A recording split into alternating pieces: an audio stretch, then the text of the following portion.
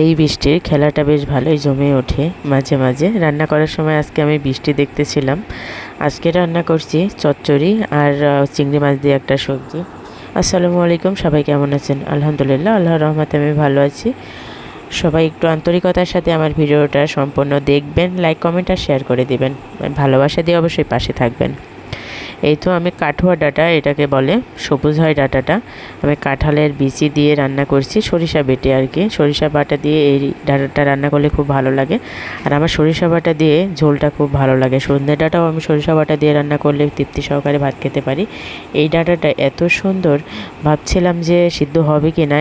গত বছর একবার আমি নিয়েছিলাম, মানে খুবই বাজে ছিল, সিদ্ধ হচ্ছিল না। কিন্তু আজকেরটা এত সুন্দর, মানে ডাঁটাটা দেখলেই মনে হচ্ছে ভদ্র ভদ্র, অল্পতেই সিদ্ধ হয়ে গেছে। কিন্তু আমি একটা মিস্টেক করছিলাম, ভাবছিলাম যে কেমন হবে, এই জন্য আগেই বেশি করেই পানি দিয়ে দিয়েছিলাম।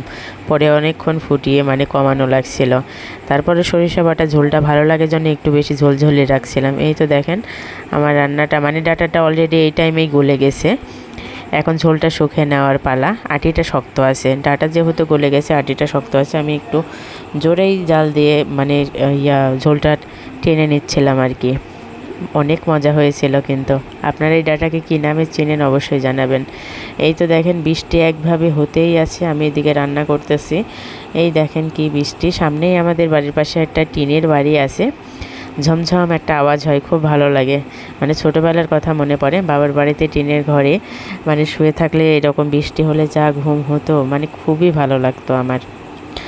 এই তো চিংড়ি সবজিটাও হয়ে গেছে মাশাআল্লাহ, দেখতেই দারুণ লাগছে। তরকারিটা খুব মজা হয়েছিল মাশাআল্লাহ।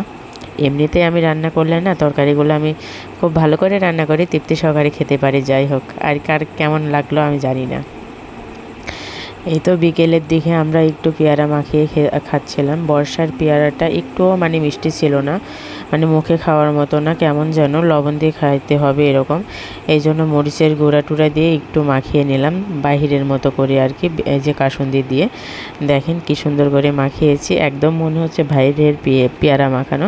আমার ছেলেটা খুবই পছন্দ করে খেয়েছে। এই তো দেখেন এক প্লেট পেয়ারা মাখানো শেষ। মাশাআল্লাহ, আমার ছেলেটা খুব সুন্দর একটা রিভিউ দিয়েছে, দেখেন কি দারুণ হয়েছে, মানে খুব মজা করে খেয়েছি আর কি। আর আরেকটা কাজ করেছি, এটা কি করেছি বলেন তো?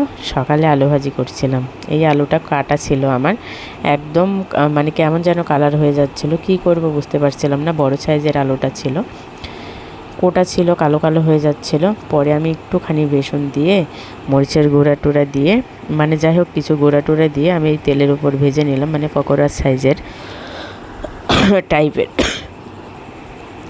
দারুণ হয়েছে কিন্তু এটা মাশাআল্লাহ। সস দিয়ে খেতে কিন্তু অনেক সুন্দর হয়েছে, মানে আমার ছেলে অনেক পছন্দ করেছে। লুকিংটা যা ছিল না, মানে মনে হচ্ছে পাকোড়াই হয়েছে।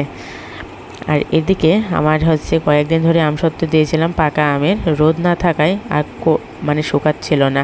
পরে চামচ দিয়ে তুলে এই দেখেন আমি নাড়ু বানিয়ে রেখেছি, কেমন হলো অবশ্যই জানাবেন।